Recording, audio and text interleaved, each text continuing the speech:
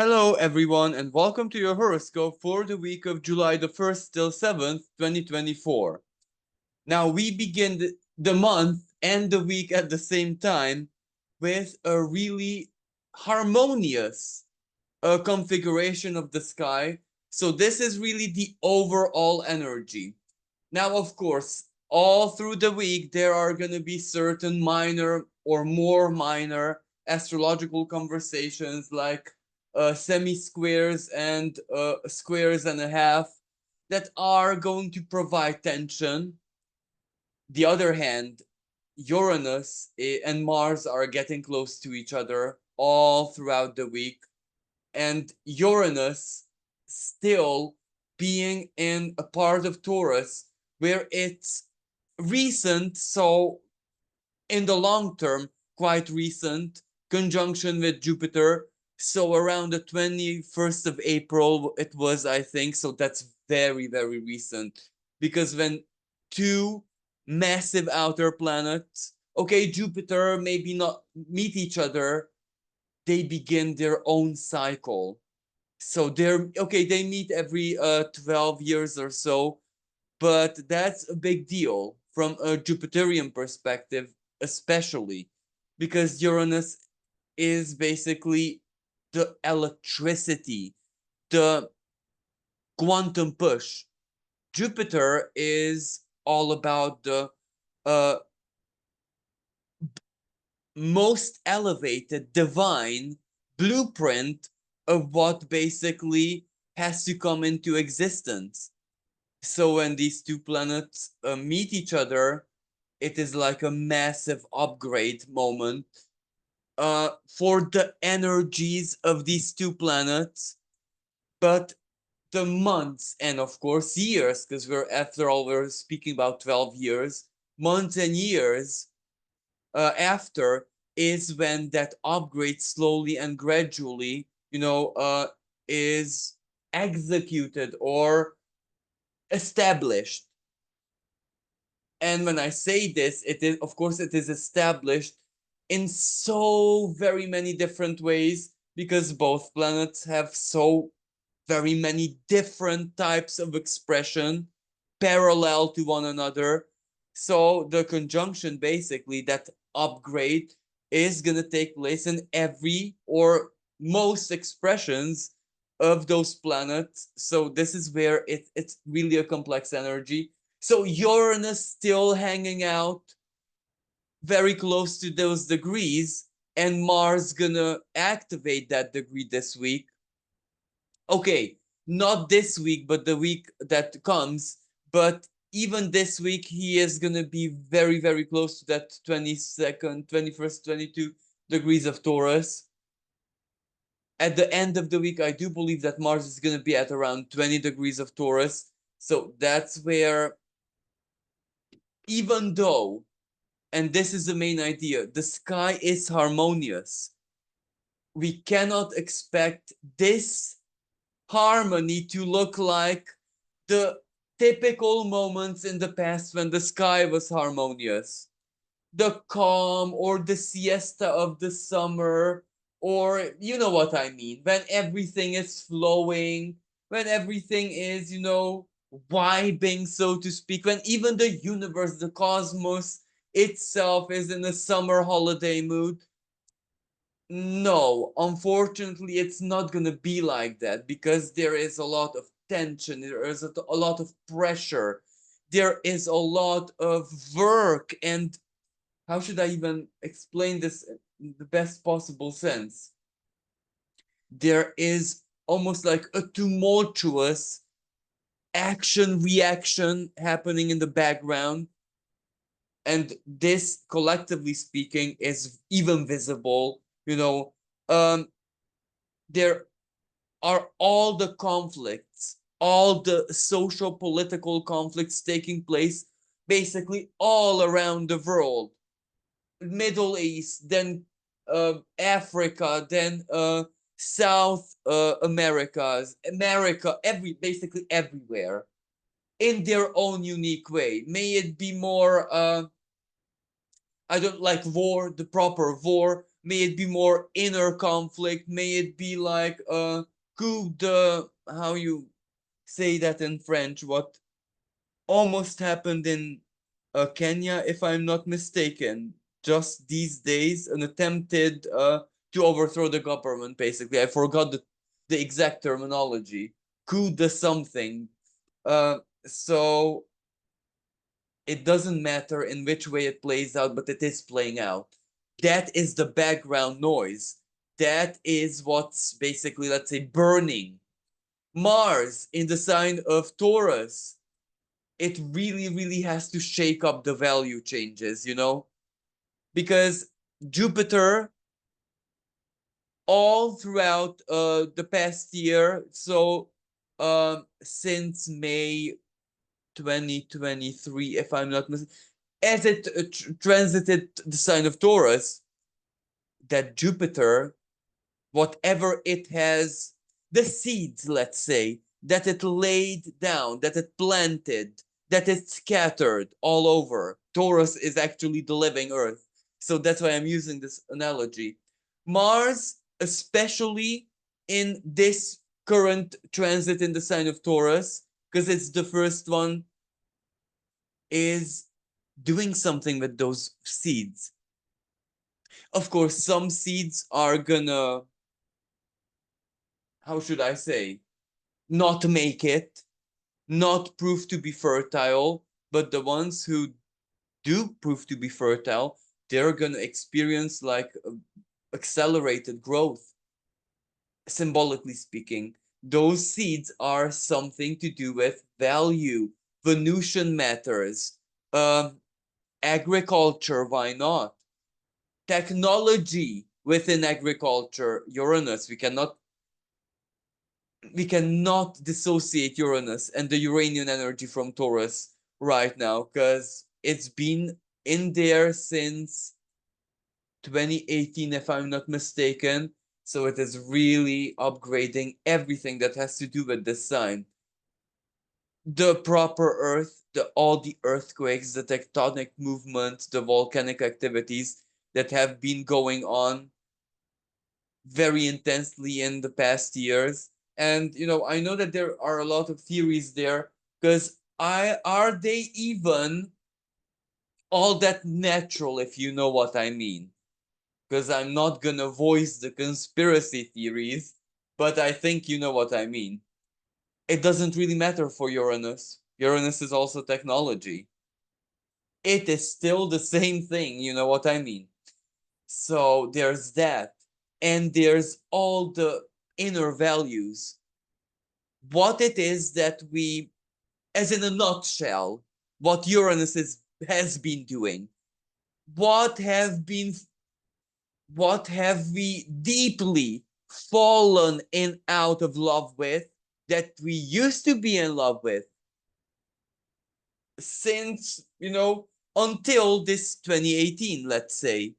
But even the exact moments are debatable, but things, values, even customs, everything that we gave our love, our emotional energy, our desire, our need, our satisfaction energy onto, well, that's very much Taurian and was part of our lives. And it's a love relationship, regardless if it's a product, if it's a person, if it's an activity, if it's a behavior.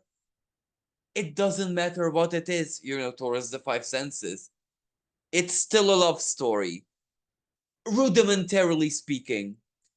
So what it is that we gradually, because Uranus uh, has moments of big truth, but those moments of big truth need to be, you know, collected mentally and processed. As in, what did the moments of big truth, big shock, big surprise, either that the shock, a reaction came from us that we did not expect, or externally, or may this be a financial energy, talent, skills, nutrition, property, anything, earth.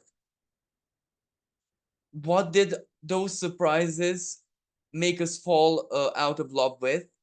And what it is that we're starting or have already fallen in love with something new, something next, something much more authentic, something revolutionary, even something rebellious.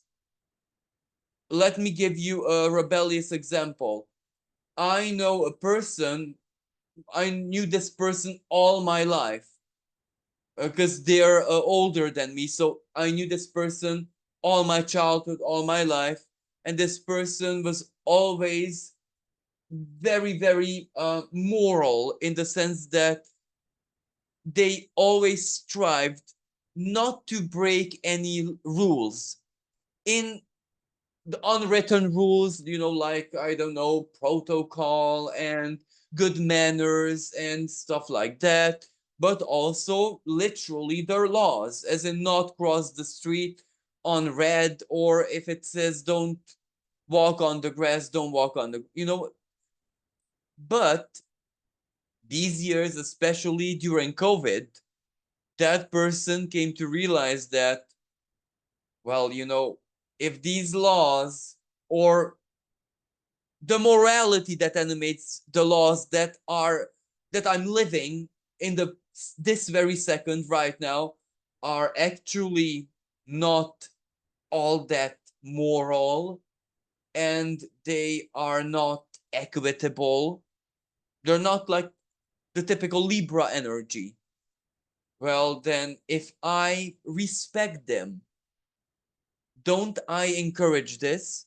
And they realized, well, actually, they need to change their behavior and what what they love in that sense. So right now, this person is not paying taxes that they can. I don't necessarily want to say evade, but get out of contract from, you know, simply said, to exclude those from their lives, even if it means like more radical gestures. Like, let me give you an example. To avoid certain road taxes, well, buy car. I don't need a car. This is just one example. So you see, this energy can transform us so very differently, and it can even reverse our polarity, even in in the sense that it doesn't turn. It's not like going into a mirror universe, like you're a moral person and reverse polarity you become like a criminal. Not like that, because you know the spirit of you is gonna stay the same, but the modus operandi, or how you get there, that can reverse its polarity, if you know what I mean. The core, of course, will stay the same. Uranus, your most authentic self. When authenticity requires you to actually change the poles around, that's when, you know, it's really ongoing. That's when you're actually doing it. That's when you're embracing your greatest authenticity, and that's when you have like a Uranian moment. But you get what I'm saying. It's profoundly changed us, our consumer tendencies. Let me give you the most easiest example. Boycott this and that business, or for whatever reason. The boycotts, that's so very much Uranus and Taurus. So even though, and going back to the main idea, um, that there is so much harmony in the sky, still the background noise, the chaos, the transformation, the strife, the struggle, and the nodes of the moon being activated in certain ways, which I'm going to be speaking about in a moment, well, those will make the intensity be, be felt so intensely, even if it's in the background, that the harmony may not be, as I said, our usual harmony. However, but let's get straight to the horoscope, because that was a very long introduction. I am sorry for that. So you see, trines, sextiles, that's beautiful energy. So at the beginning of the week, and these conversation will stay with us most of the week. So it's not even just one short moment a day or an hour. It's actually most of the week, which is really, really good. Venus trine Saturn. This is the first and most delightful one, perhaps. Venus, so Saturn permits something to Venus. Venus in Cancer, she is all about, pleasures of life. Not in a hedonistic sense necessarily, but everything that truly delights the soul and the emotions.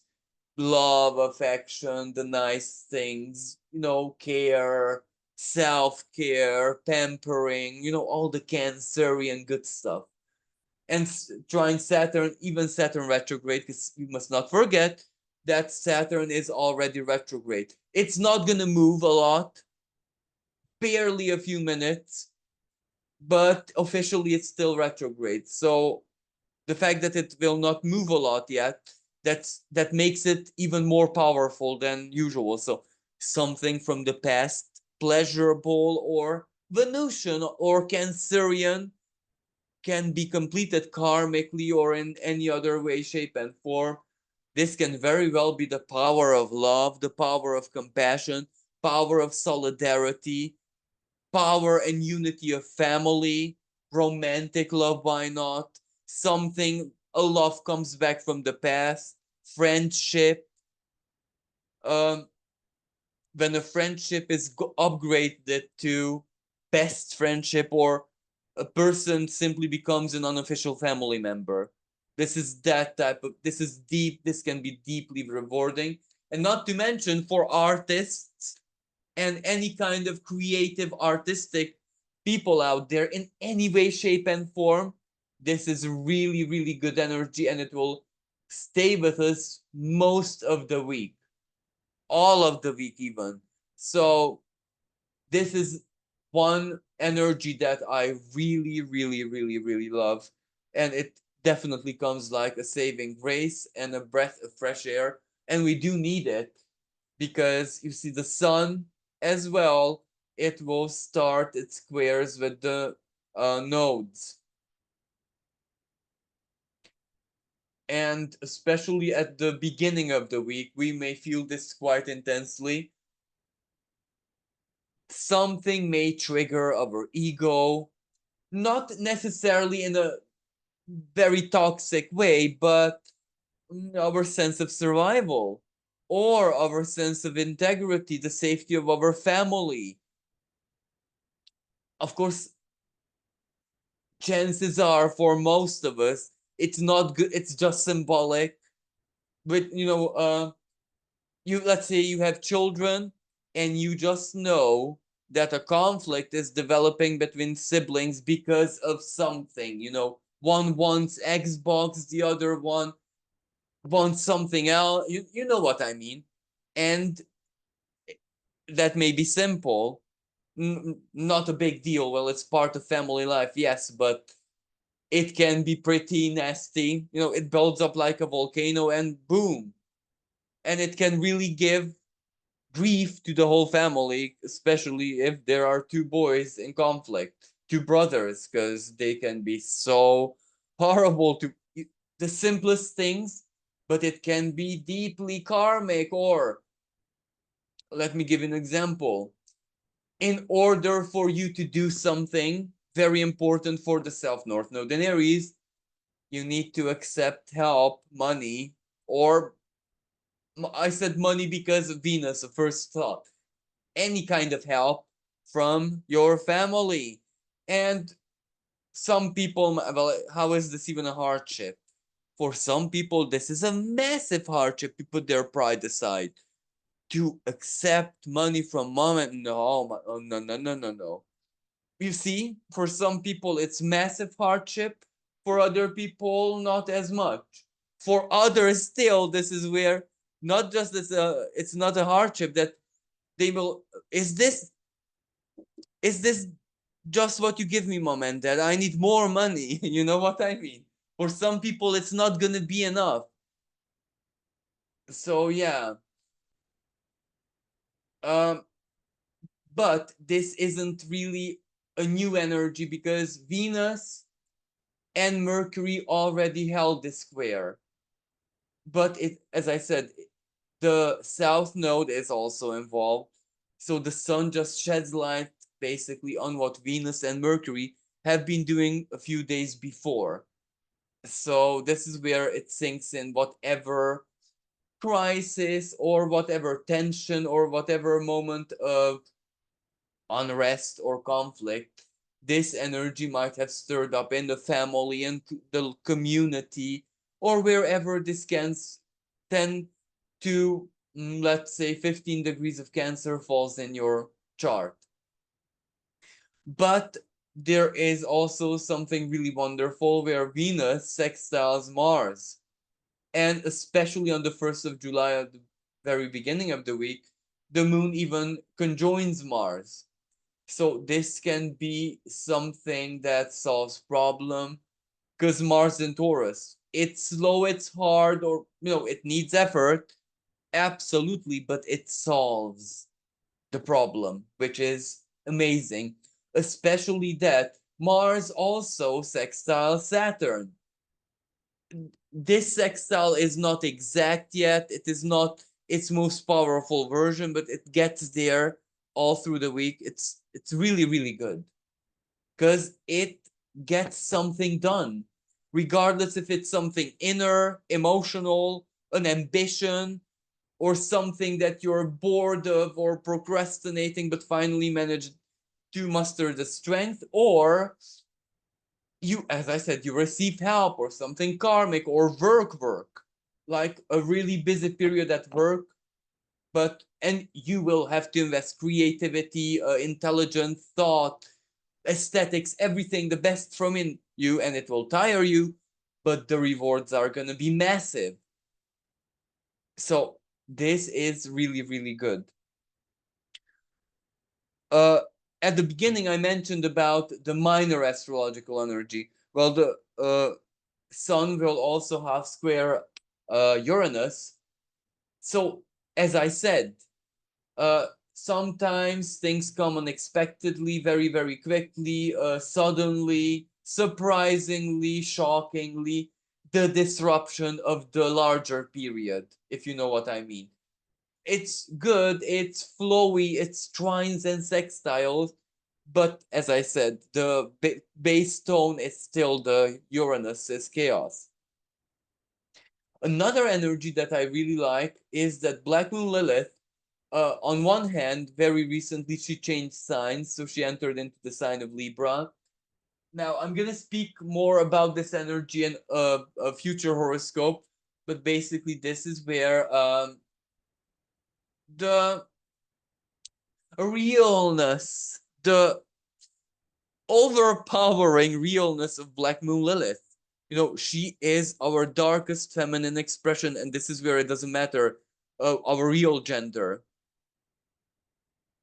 Either the feminine survival energy, which is capable of everything and anything. Why? Because females are the mother in nature. They need to have much more tricks than males, if that makes sense, because they are the portals of life for any species.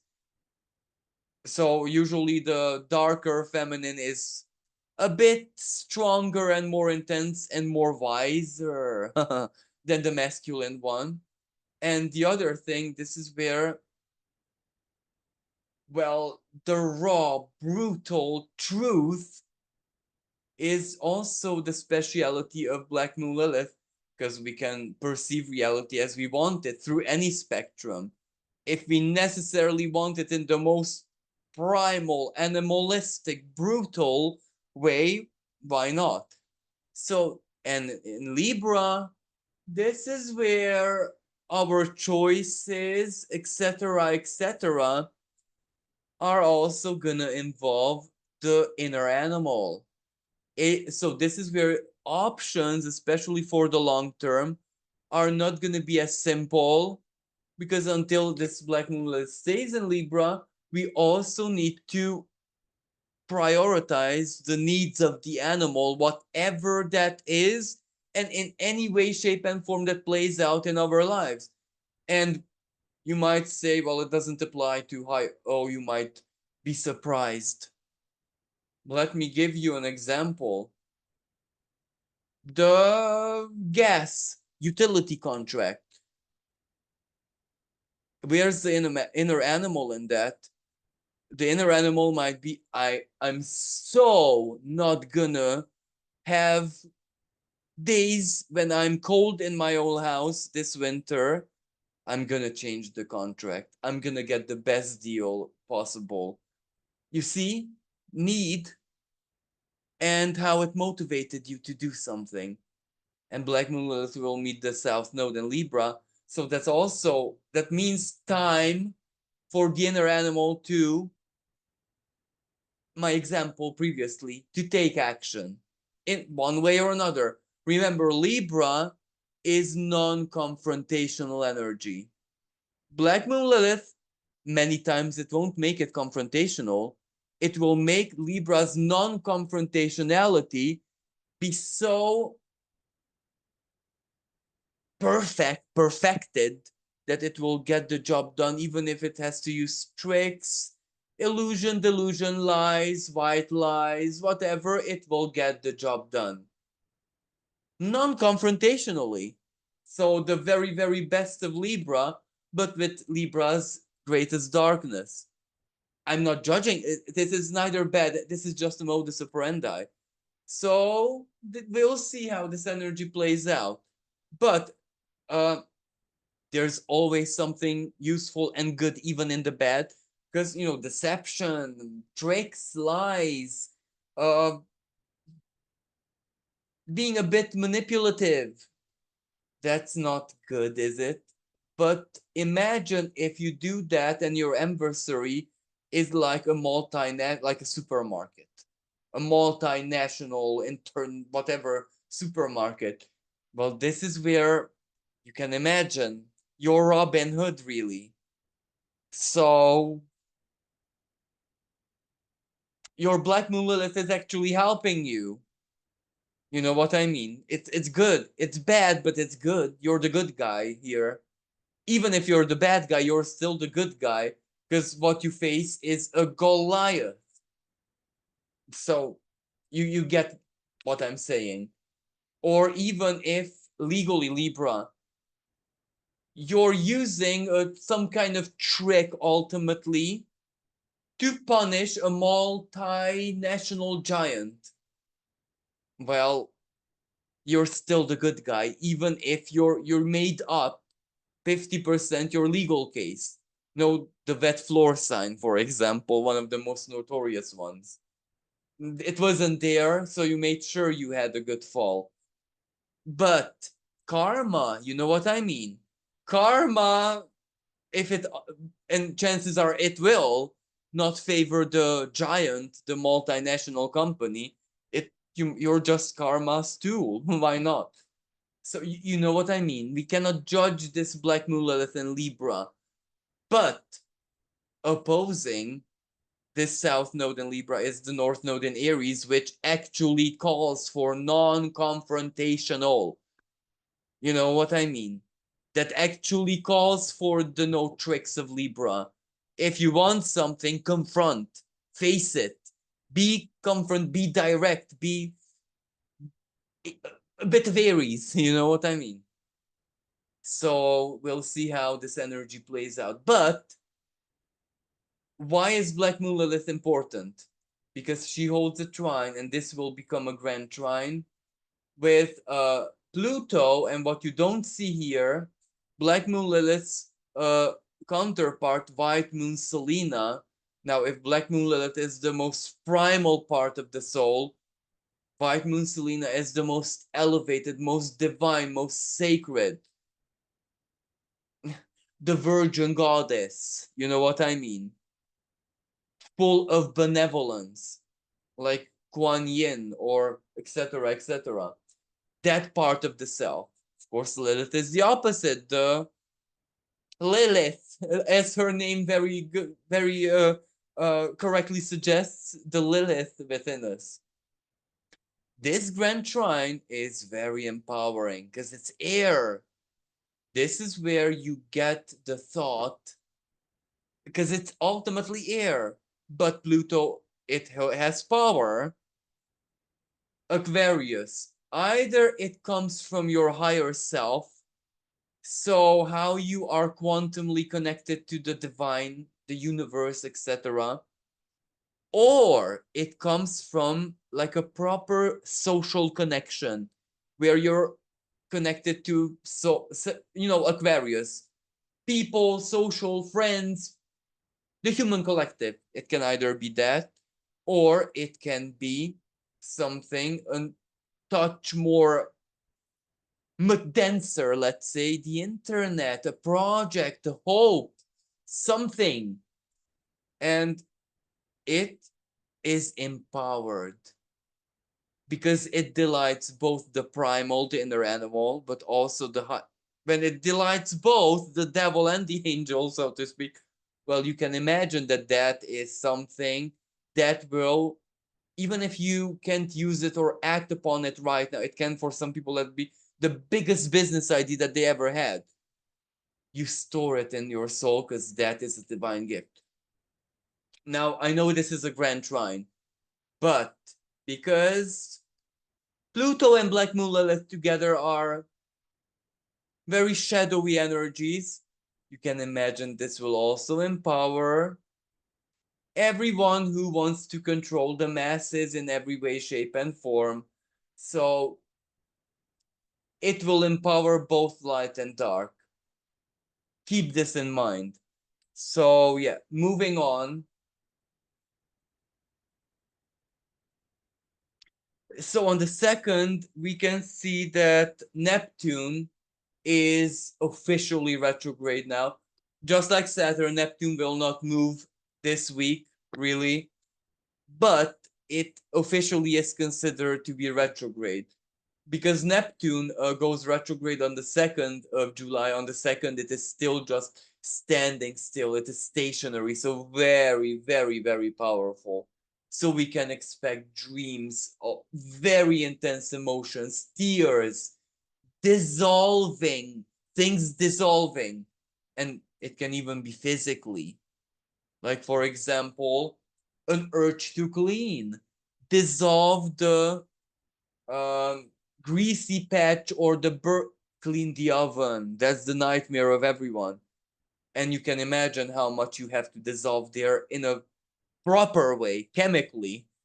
You have to put something on there, regardless if it's your own homemade DIY acid or whatever soap or whatever you will use, or if you bought it, you're gonna dissolve. For some people, it's where, but regardless of what cleaning act you will do, and that can even be personal hygiene, like, I don't know, shaving or something to do with personal hygiene, which involves a lot of water and cleansing and elimination, inner or outer.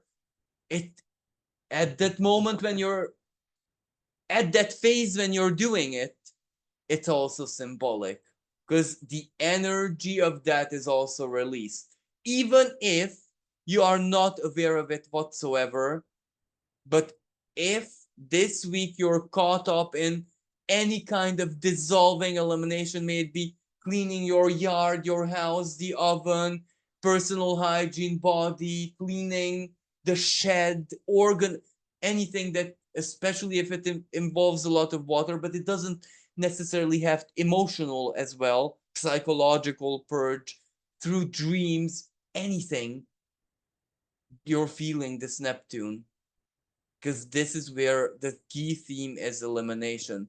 The time has truly come for that. So that might be very much part of the picture. So, and Neptune, so Neptune's retrograde July the 2nd until December the 7th. But Neptune is very, very powerful because it is almost an Aries. It's so basically that's also the world stage because it's also touching that 0 degrees of Aries. So this is a very, very powerful ending that sets up the stage for a beginning in 2025, 2026, and after, when both Saturn and Neptune will move into Aries, and they will actually hold their conjunction to the degree in 0 or something like that in Aries in 2025. So this is already part of that energy. This is setting the stage up. So we are going to very intensely feel Neptune retrograde. I am hoping and praying and truly wishing with every fiber of my being that we collectively and individually will get the intense good, even if it's an illusion, Neptune. Okay, it's an illusion, but let me give you an example. Mardi Gras or some kind of really lovely celebration. Or let me not even some massive religious celebration, but a religious celebration which is not Saturnian.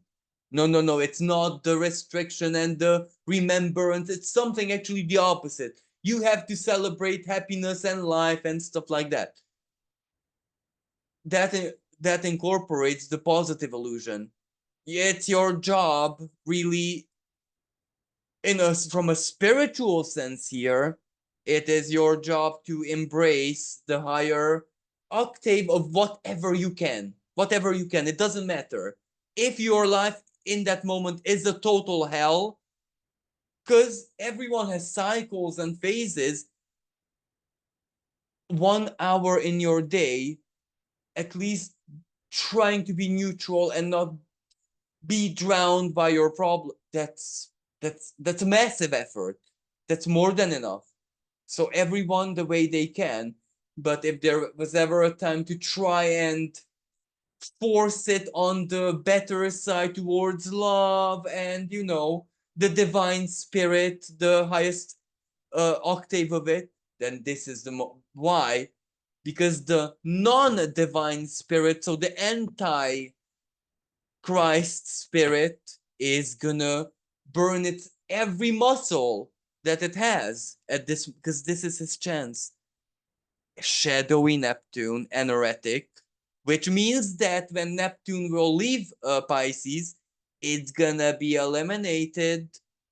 It has to begin anew. That means like a full moment. It doesn't matter if you what you are. When the clock says new beginning, everyone's like an infant, a baby. It is almost like drinking from the waters of Lethe. You forget everything. So this is the time frame until that 2020. Let's be more 2026 to be more technical. That's the time frame of the spirit of any kind, or better said, any polarity of the spirit, to bring here what it is really, really hell bent on bringing here, and understand this symbolically. Hell bent, of course, is a really inappropriate metaphor, but you get what I mean. What is very important, that is time frame. It has to effectively bring it here in emotion, in fantasy, in what, even if it just plants it in our unconscious, that's more than enough. But that's the time frame. So what, long story short, the darker side of the spirit will be working overtime. So we need to help the opposite side of the spirit to also be working overtime. Love, basically, what am I speaking about? Our future in the very literal sense will depend on how much love, honest and true love, can we put on the table these years in our individual lives, or just relation to the self, relation with the divine, relation to one another, or in any way, shape, and form. Whatever love means to you, you really need to put its highest version on the table for the future of all of us. I'm not saying that this is where the world's gonna be destroyed or whatever, but who wants to live in a non-loving world? Who wants to adapt to something lesser than love, than pure? You know what I mean? Why? We don't want that. No one really wants that. Even people who think they want it, they don't want it really. So, and what is even more important and magical and the good stuff is that Mercury helps us immensely. Okay, for a few hours, just for a day, okay, just, but it helps us big time. So Mercury trine the same Neptune holds the trine with the same Neptune holds the trine with Mercury, and this is where divine inspiration, divine understanding, a divine gift of energy which you can experience in the very core of your heart. This may very well be a real gesture, like a word communication, a confession, words of love, words of poetry, a song, the very, very, very best of Neptune. That will definitely be the honey for someone's life. Because Mercury in Cancer, Mercury in Cancer, it is meant to help someone, to nurture someone, regardless who that someone is.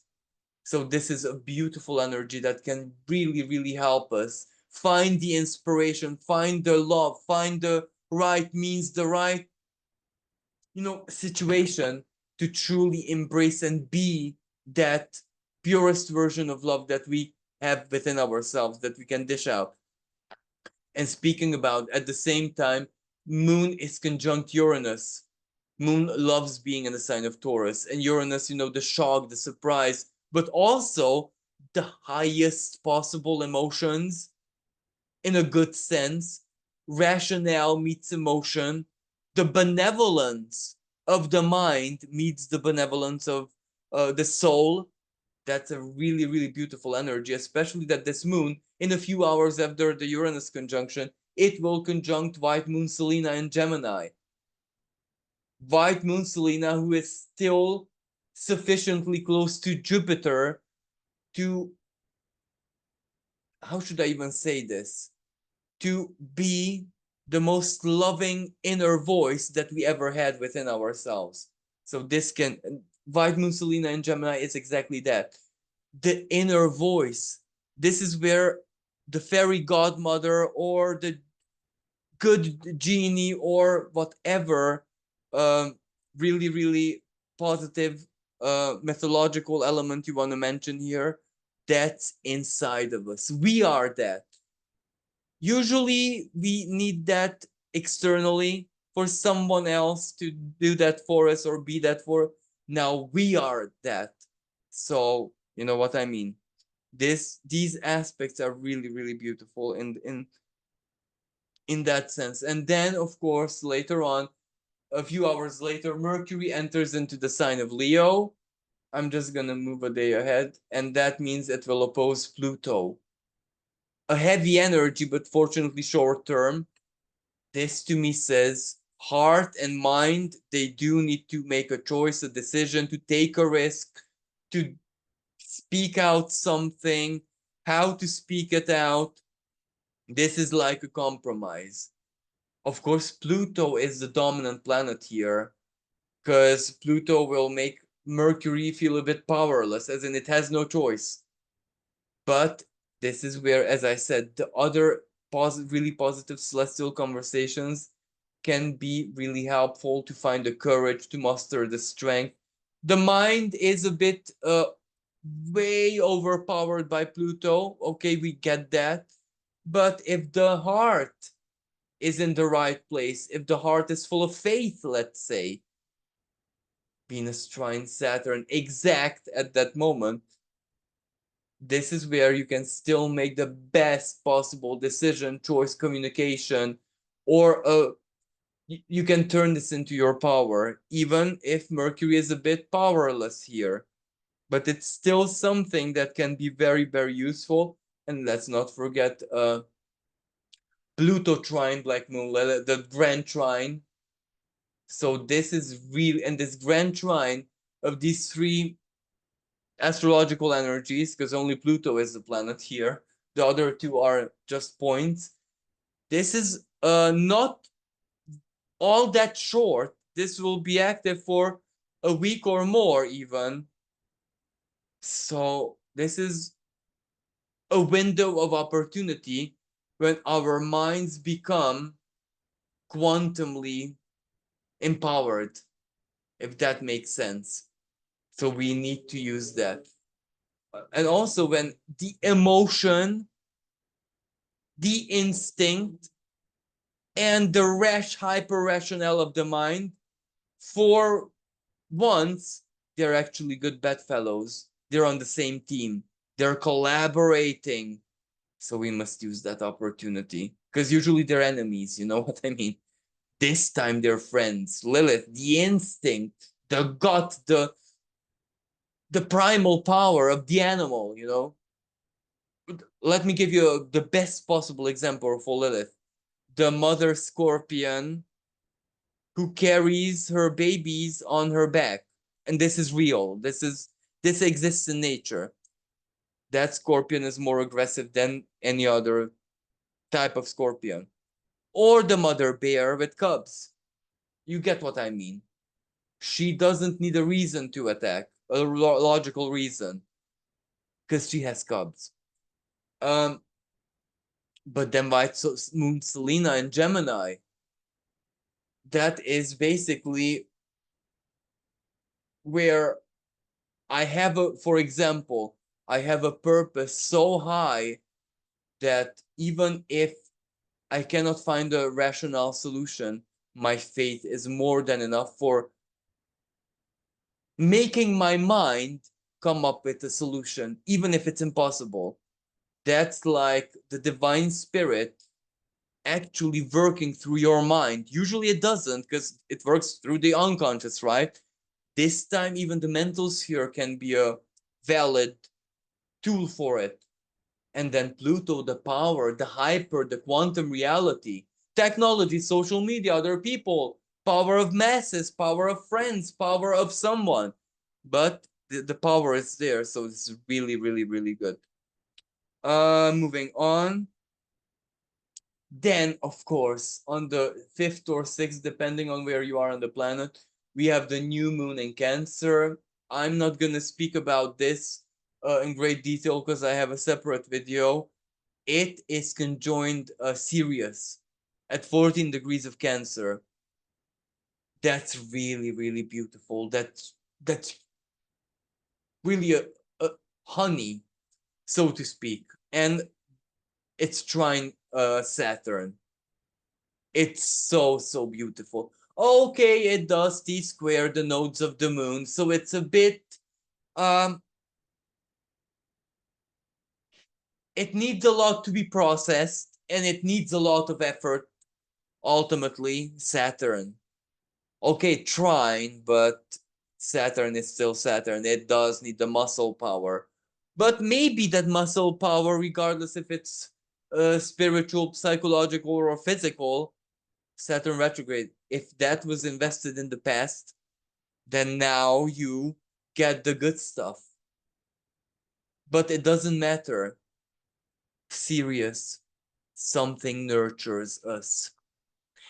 And this new moon opposes to the degree Ceres / Demetra from the sign of Capricorn. So it for many people, this is also like a change of diet. Physically, but for other people, what feeds you emotionally? What feeds your sense of belonging? What feeds you?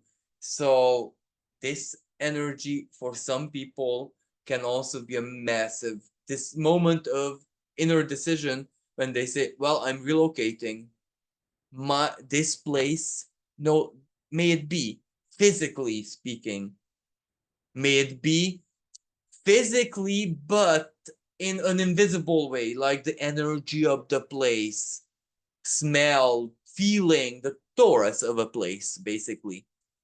But may it be in any other way, shape, and form, where simply people, community, family, you no longer feel that it's yours. You uproot, and you seek where you belong.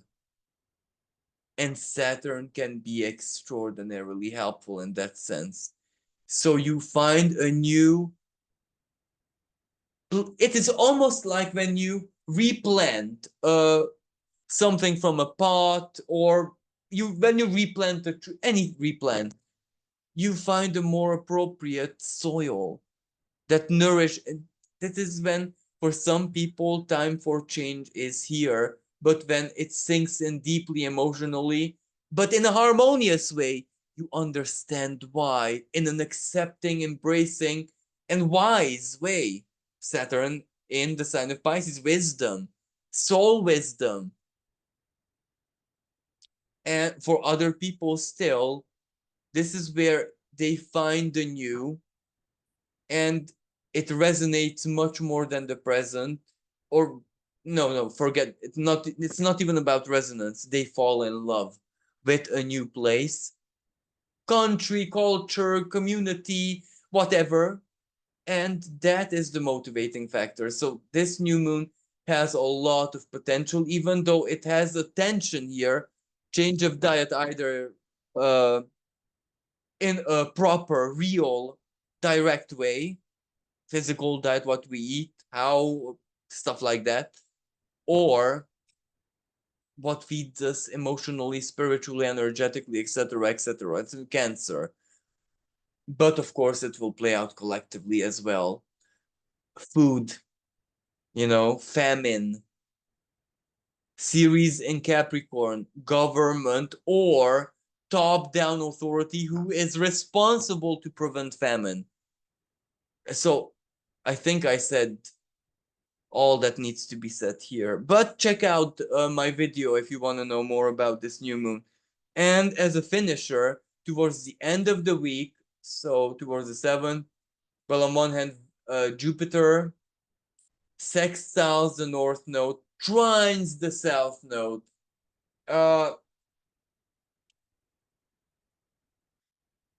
Since, let's say, summer last year, right?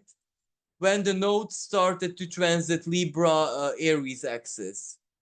Or was it spring? Something like that. All the heavy relationship matters that have been unfolding in our lives. For some people, it meant divorce. For others, transforming their relationship. For others, still accepting something about their partners. For others, still contracts, job contracts, any kind of contracts, legal stuff. This South Node played out somehow in your life, regardless of which area of life it was, it's still Libra. So relationship patterns, or how you used to, or the priorities, criteria, uh, anything that meant relationship creation, that had to have a powerful release in your life. Everything that you released, no matter how painful it was, hard it was, difficult it was, stressing it was, may it be a typical divorce, or friends, or contracts, job, career, anything that is one-on-one alliance, or even enemies, how that changed your life, now you're getting the blessing, because Jupiter trines. Jupiter from Gemini. Either the blessing is that since that old energy is out from your life, look at how much differently you're living already. Look at how many new doors have opened in your life already, regardless of what area of this is, work or partnership, marriage, doesn't really matter. Look at the new doors that have already been opened, or new people are already coming in, new elements, new contracts, new work, new whatever. That is Jupiter trying this out and sextiling the North Node.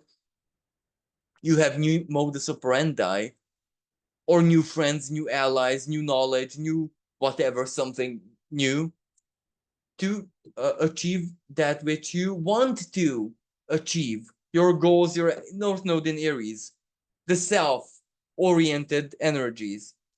The other energy, and this is not so comfortable, Venus squares Chiron. So we're very much reminded of our wounds, especially those wounds which are generational or which are karmic, running in the family. Daughter, mother, grandmother, great grandmother, basically, for example, have the same wound or they have the same vulnerability. Uh, in my family, it's osteoporosis, where our bones just lose calcium and they turn into sponge. For example, that runs in my family. But every family will have a vulnerability, and that is karmic. Like, for example, in my family, my grandfather was a prisoner in the Second World War in Russia or something like that. So you can imagine the stability in your life is totally gone. And as a young man, you have absolutely no hopes that you'll get married, you'll have children, you but neither will you die. Because in captivity, especially if you're actually a lucky soul who lives normally, your captors are generous and kind to you and they love you, you know what I mean? It doesn't matter because it still takes away your soul security. Because you're okay, you're comfortable, but that's not what you want in life. That's not what you have, the love of your life waiting for you at home.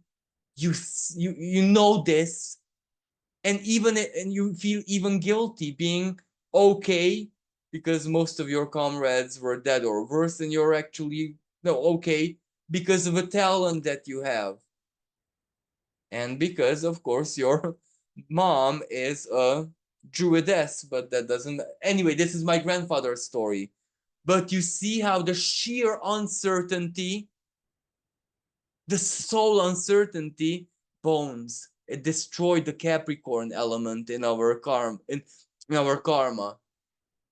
karmic bond as a family. You know what I mean? It turned us into sponge. The sheer uncertainty. So other families also have that. So this may be a physical wound, or this may be our typical wound that has been triggered, like when a dentist is really working around the nerve and every time it touches an area, lightning bolt kind of pain touches us. Well, the eclipse in April triggered that. A lot of planets triggered that. So we are very familiar what our wound is, the self wound, what it is in our lives that has been going on for the past 2 years or something like that, that makes us feel not enough, not good. I don't want to exist. Do I exist? Who am I? No, this is gonna really be triggered. But at the same time, Venus holds a half square with Jupiter. The same Venus holds a half square with Jupiter. So what is just, what is not just, stuff like that. But again, the honey energy is Jupiter trining the south node. Uh, Here we go. So that's and simultaneously, let's not forget, White Moon Selena is trining Black Moon Lilith. So, and a few days before we had a new moon. So this is a really, really good energy emotionally and the power of the soul. So thank you so much for listening. Um, all I can say is we must embrace this opportunity and be the force of love, however it is that we can. This week, we must be love because that will empower us so much that it will really, really make a massive difference in the coming weeks and even months, either for ourselves personally or for the subject or subjects of our love. That can even be the world, that can be community, that can be nature, Mother Nature, a forest, that can be anything. So let's be love, like our lives, our dear lives depended on it. So thank you so much. Until next time, bye for now.